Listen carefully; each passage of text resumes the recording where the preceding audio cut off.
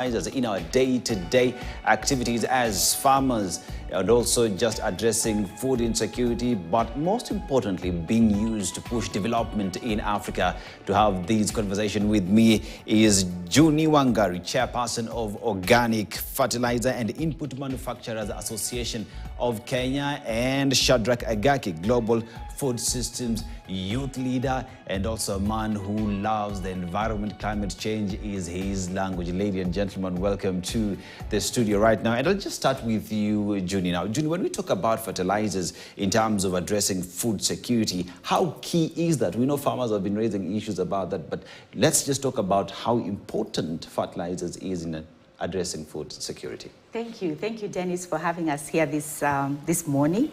And fertilizers are very important because they are the food that plants consume so that they're able to provide food for you on the table.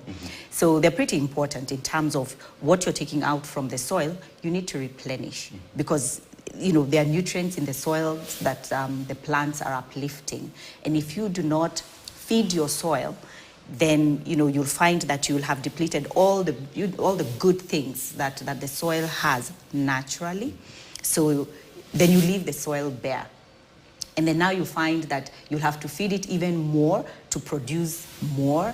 So it's very important that fertilizers, and the right fertilizers, by the way, it's not just any fertilizers, so that you need to put the right fertilizers into your soil so that you're able to get the food, the quality of food that you need to put on the table. And Shadrach, when you talk about issues to do with fertilizers, the right fertilizers for that matter, we've been told the food that is to be produced also needs food, which in this case is the fertilizer. But as we talk about fertilizers, there's also the question of soil health that also needs to come into place for a farmer to know my soil is at this point. I need these fertilizers for my crop to be able to work, and also what fertilizer does best for what crop. I don't know if that happens. So can you just tell us about all these scientific terms? Yeah, so the soil testing, why is it important? Even as we talk about fertilizing. Yeah. We can't talk about fertilizing when we don't know the problem with the soil. Soil is the foundation of food production. In fact, last week when we were in the summit, those are some of the key issues that I was asking stakeholders who are there. When I was talking to the DG, Carol, about the soil testing, he said the soil testing is supposed to be done in 3 years' time. That's the maximum you can go, or any time that you're changing the crops that you're planting on your land. So we have to listen to the land first before even we talk about the fertilizing that we need. We need to know the health status of our soils before we do the fertilizing. So those are some critical conversations that we need to have as a country, even as we talk about development in general. Yeah. And now, Juni, he's talking about the need to understand the soil health. And unfortunately, this is something that our farmers don't get to do on a regular basis. You find, even in terms of just crop rotation, I know how important that is. Yes. But these are some of the technicalities that don't get to happen on a daily basis. And as you were sitting in this summit, you deal with organic manufacturers and non-organic as well, which is part of fertilizers that we have. How important is it for the regular farmer, the government, to also invest into soil testing before actually plants are planted? Well, the farmer is the key, by the way, because he's the one who executes everything. And you're very right, Dennis. We have forgotten the farmer. We've kept ourselves very busy innovating and bringing products to him, but we've also lost touch with what is really important. Not to say that all these things that we've been doing have not had their place in the evolution of man. Today, we are talking about soil health because over a long period of time, we have been focusing on specific use of certain fertilizers with a certain objective. When they were brought into our lives and into Africa, it's because we had a booming population and we needed to feed this population urgently. So we needed a quick fix. How do we put maize or whatever it is that you're planting to come out quickly and feed feed you, Dennis. But now we've done that over a long period of time in the same piece of land, and now we are having to bear the consequences. And the consequences are that we have been propagating, the more fertilizers we use, the more production we will get. That is not happening today, Dennis. And so now the same propagators have gone back and asked themselves, why is this happening? And now we've established that we have actually overused our land, and the nutrients that were naturally in the soils have been depleted. Now we need to add them back. And that is the conversation that was going on in the summit. We do understand now what's going on. What we need to do now is, what next? How do we quickly replenish these nutrients that we have depleted from our soils, so that we bring back our soils to what we would call the natural state that can be able to feed your crop? But now we'll be balancing two things here. We still need to feed this population that is, growing exponentially, but we also need to feed our soil. So in that summit, what came out very clearly, from all the voices that presented from all the countries in Africa, and that was the most amazing part, is that we need to have a concerted effort to heal our soils. So we need to enhance the soil fertility and build the soil health, but we also need to feed our population. So the combination of the mineral fertilizers that we've been using, and now uplifting the use of organic farm inputs, comes to the center stage. And now the honors is for us to see, how do we mix these two elements to produce a healthy crop and a healthy soil. So that's our task going forward. And Junior, will come to you to have this discussion on organic fertilizers, because I know when this issue came up a few years ago, it was really tough because it was organic fertilizers, pretty much others regard it as poop. So now this conversation on a farmer being told not to use that which they are used to and use these other fertilizers, but we will come back to that. But let me come to you, Shadrach. Shadrach, when you talk about issues to do with our soil health, rotation of plants, and also climate change is here, as you sit as an expert in your field, how are farmers, how is the government taking this entire conversation? Because if you want to feed the masses, the government has to play its role. The farmer has to be empowered to be able to plant. So how are they taking all this conversation around soil health, product rotation, and also just quality seeds? I thank you, Dennis. That's a very important conversation that has started now, because I think from the conference, from the summit that was here, the conversation that is really catching pace is what we call food system diplomacy. That people are coming to the table. I want to mention this. I was reading the paper yesterday, and I'm seeing, the amount of resources that the government has to be divided. According to Malabo Declaration, we are supposed to spend 10% of our GDP on agriculture, but we are slightly above 3%. And that means we don't have enough. That's why we need the private sector. We need the civil society to come and help. For instance, how can they help? When I was in the conference, I spoke to people from different organizations, and there are those organizations that are coming up with digital extension services. This is something that's supposed to be paid by the government. But the private sector have decided to take up. We need to appreciate this. The civil society should come in terms of building the capacity of the farmers, telling them this is the right fertilizer that you are supposed to use, or this is the type of and the profile of your soil, and this is the fertilizer that you need to use. More importantly, is the youth pulse, the young people. This is a resource that we have not utilized effectively. I was reading in a paper before I went to the summit, and the paper was talking about different technologies and mechanisms that can be used to check the health of the soils. And I was surprised that we can use our phones.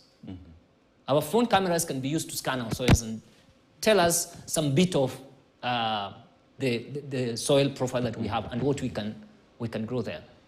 Carlo has a profile of what plant could be planted in your area.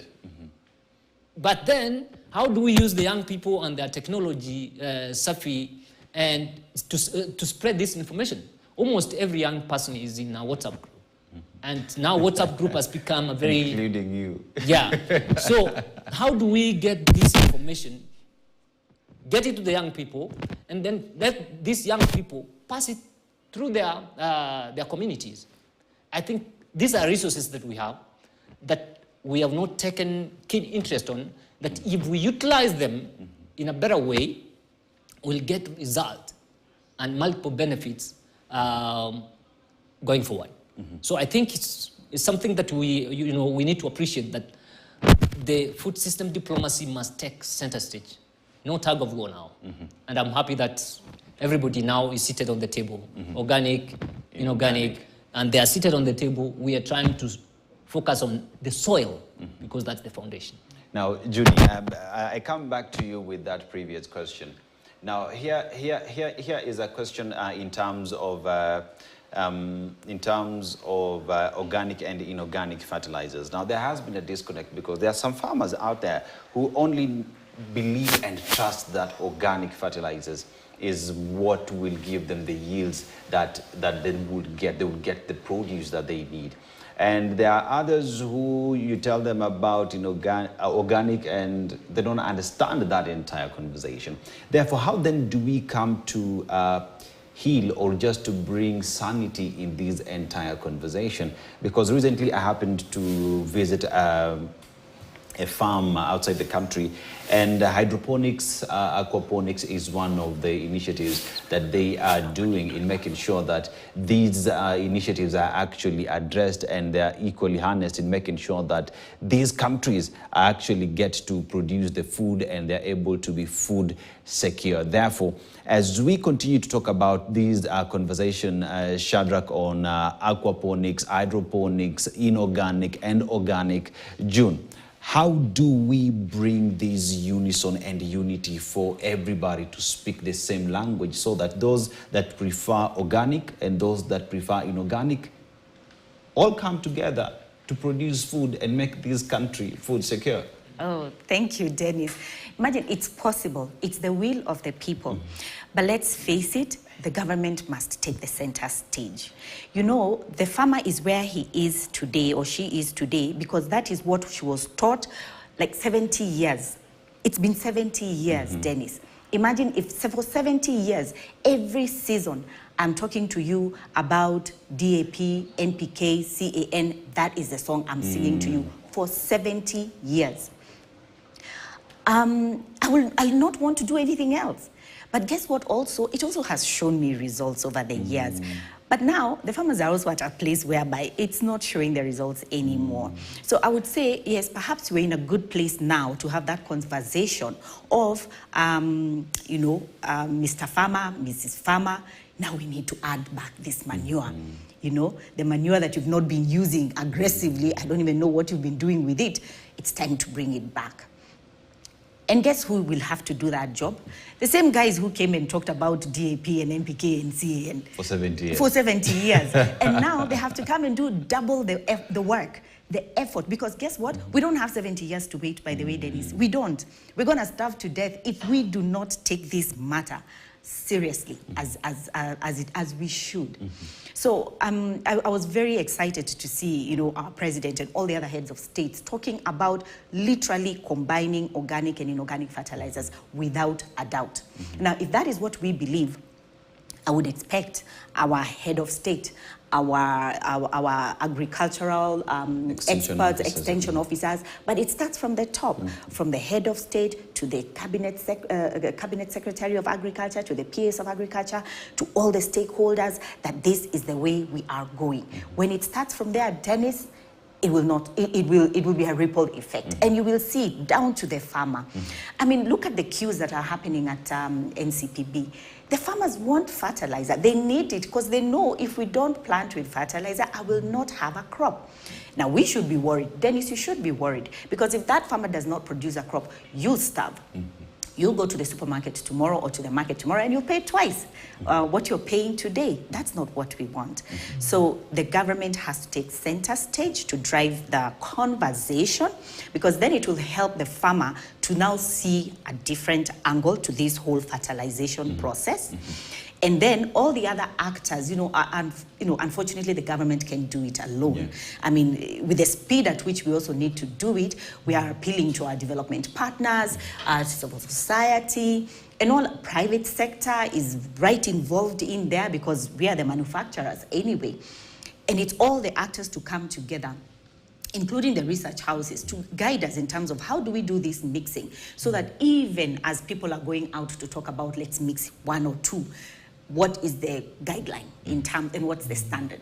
And those are the conversations that we're having now. And Shadrach, I think I'll just come to you briefly on matters to do with technology. Now, like I said earlier, I visited South Korea recently, and I saw the way they're planting their tomatoes, aquaponics, hydroponics, even playing music to these tomatoes so that they get to produce better.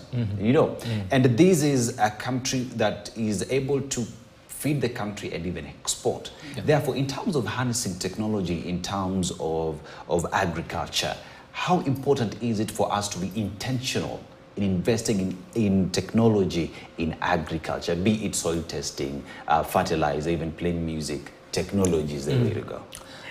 That's very important. If you have a tool on your hand and you don't use it, I mean, the blame will be on you. But again, we need to know that sometimes you have a tool and you don't know what it is used for. So that's why research in technology is very important. And the frameworks, I'm happy with what the government is doing. The digital hubs and the digital superhighway, that's a very important aspect. In fact, don't go to the production side of it, because sometimes we produce, but whatever we produce doesn't get to the market, and then it gets spoiled. Can you imagine if we had digital hubs in the constituencies, in the wards, where the farmers and the young people will combine effort and say, we have this kind of food. Where is the market? Online, how we do it. So getting the young people who are tech savvy to get involved, because it has been said that young people are not interested in agriculture. But what is agriculture? I talk about the food system. And the food system is a continuum from production to consumption. And in between, there are so many activities where digital technology is part of it that we can exploit to get the results, in fact, improve the results of what we have first, before we even think of producing more. Because it's not that we don't produce enough. Sometimes we produce enough, but we are not able to link it to the consumer. That is Shadrach Agaki, Global Food Systems Youth Leader and also a climate change expert and champion. And next to me is Junior Angari, Chairperson, Organic Fertilizer and Input Manufacturers Association of Kenya, as we have a discussion on matters to do with